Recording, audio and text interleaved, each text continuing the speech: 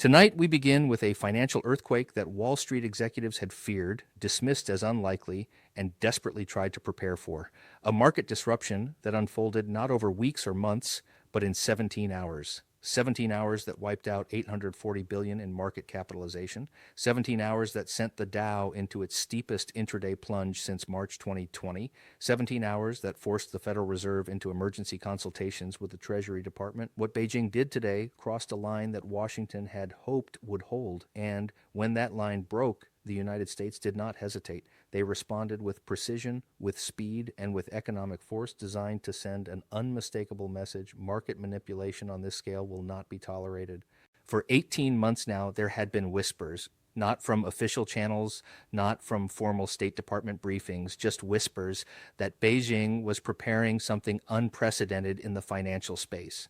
China has been aggressive in its economic policy, yes, but they have been calculated in their aggression. Their moves have followed a certain rhythm, a predictability, almost a choreography that markets had learned to price in. But what set off alarm bells in Lower Manhattan and Washington this week was that the rhythm went silent. Analysts who monitor capital flows know the indicators: the daily yuan fixing announcements, the coordinated state media commentaries on market stability, the predictable interventions by the People's Bank of China, the sudden halt in Treasury bond purchases. All of that went quiet. And whenever Beijing goes quiet on financial matters, it means something is about to get very, very loud. Early Thursday morning, trading desks in New York detected what they described as massive coordinated sell-offs across multiple asset classes, including liquidation patterns that had not been seen in over 15 years. These are the kinds of moves that Beijing only deploys when they are signaling something very specific: retaliation against trade policy, a deliberate attempt to destabilize Western markets, or a strategic repositioning ahead of major geopolitical action. Market observers didn't know which category this fell into, or whether it fell into all three at once. But what they did know was that China was changing its entire market posture. And when the world's second largest economy shifts its financial strategy without explanation, even by a fraction of a percentage point, the entire global system pays attention. The numbers tell the story: $287 billion in U.S. Treasury holdings dumped in a single trading session. Another $340 billion in dollar-denominated corporate bonds flooded onto secondary markets. And perhaps most alarming, $213 billion in equity positions across technology, finance, and manufacturing sectors liquidated in what traders described as controlled demolition. The sanctions package issued by Washington tonight was not normal. It was not routine. It was not symbolic. It was urgent. Senior officials, after emergency National Security Council meetings, described Beijing's move as deliberately destabilizing, economically provocative, and perhaps most importantly, a weaponization of market access that violated the fundamental principles of the international financial system. But financial intimidation only works if the target hesitates. Washington did not. In fact, their response today was among the most comprehensive and coordinated we've seen in modern economic warfare. Here's what we know. Within 6 hours of the initial market disruption, the United States Treasury Department announced sweeping sanctions targeting China's largest state-owned investment funds. These weren't the standard asset freezes or travel restrictions. These were total market exclusions, measures that the United States only deploys when they are preparing to fundamentally restructure economic relationships with adversarial powers.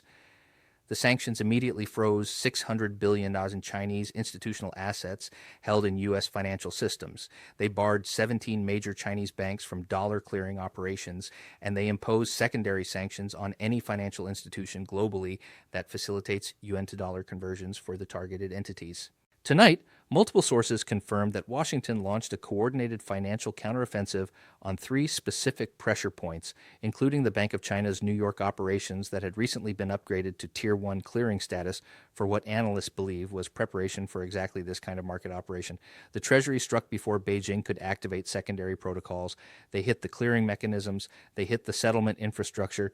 They hit the backup liquidity channels that were likely preparing to support further market manipulation. In other words, Washington targeted the entire operational architecture, the financial plumbing that would have made sustained market warfare operational. This is what made the Treasury's warning so urgent. Beijing's market maneuver wasn't just symbolic, it was actionable. It represented the kind of move that could trigger cascading defaults across the global financial system if left unchecked. And Washington, understanding that fully, responded with force, not recklessly, not impulsively, but strategically. They didn't impose blanket trade tariffs. They didn't close diplomatic channels. They hit China's dollar access. They hit their clearing capabilities. They severed the technical infrastructure that makes cross-border financial warfare possible. And here's where the story becomes even more alarming. Intelligence sources now believe that Beijing's latest move was designed to test the resilience of American financial infrastructure after months of debt ceiling dysfunction and regional banking instability.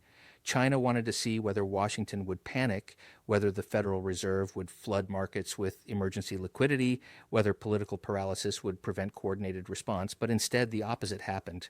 The Treasury didn't blink. They deployed sanctions that were so targeted, so technically sophisticated, that even Beijing's Ministry of Finance had to reassess their assumptions. You don't get Beijing's attention easily on economic matters, but today Washington did. Financial analysts speaking with Bloomberg under anonymity described China's strategy as financial stress testing, a way to probe vulnerabilities in the dollar-based system without triggering full economic decoupling. But Washington proved today that they remain both vigilant and capable. Their sanctions were not only swift, they were calibrated so precisely that they isolated Chinese institutions without disrupting broader market function. That precision matters because it shows Washington has war-gamed exactly this scenario. It shows that the Treasury is not simply reacting to events. They are anticipating them, preparing for them, and ready to counter them with devastating effectiveness.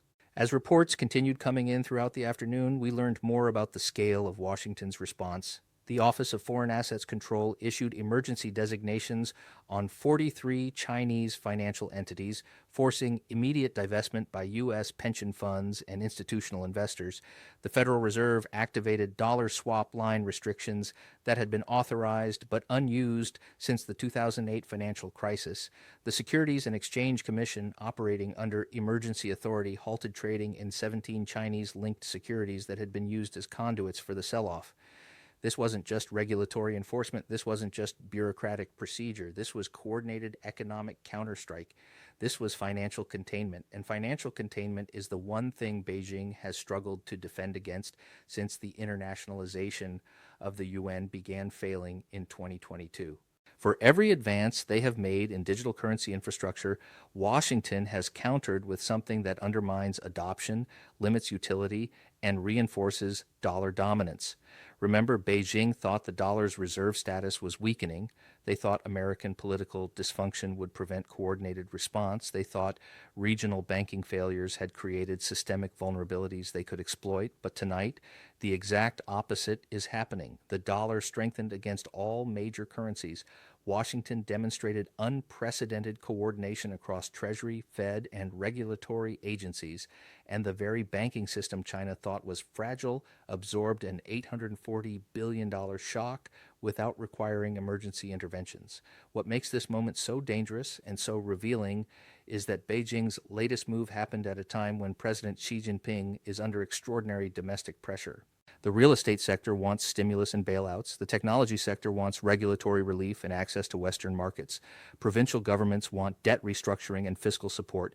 And the People's Liberation Army wants increased defense spending and strategic autonomy.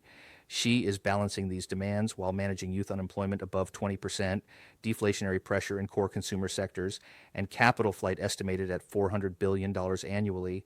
And when leaders in that position make sudden aggressive moves, they're not doing it from strength. They're doing it from pressure. They're doing it from vulnerability. They're doing it because domestic audiences are watching, and appearing weak is not an option. The Treasury Department's emergency statement, now circulated to every G7 finance ministry and central bank, was designed to signal that Washington is not willing to tolerate weaponized market manipulation as a substitute for diplomacy. Treasury officials said plainly that Beijing's sell-off was inconsistent with the obligations of a responsible stakeholder in the international financial system. That is diplomatic language for, you just crossed a red line and there will be consequences. You don't usually hear that tone from Treasury unless something serious is at stake. This wasn't the language of trade negotiations or currency disputes. This was the language of economic warfare, declared and answered. Meanwhile, Treasury Secretary Janet Yellen addressed reporters in a brief, forceful statement tonight. She said, "The United States will not permit market manipulation to threaten the stability of the global financial system." She said, "We have tools at our disposal and we will use them decisively." And she said, "Beijing should understand that economic coercion produces economic consequences."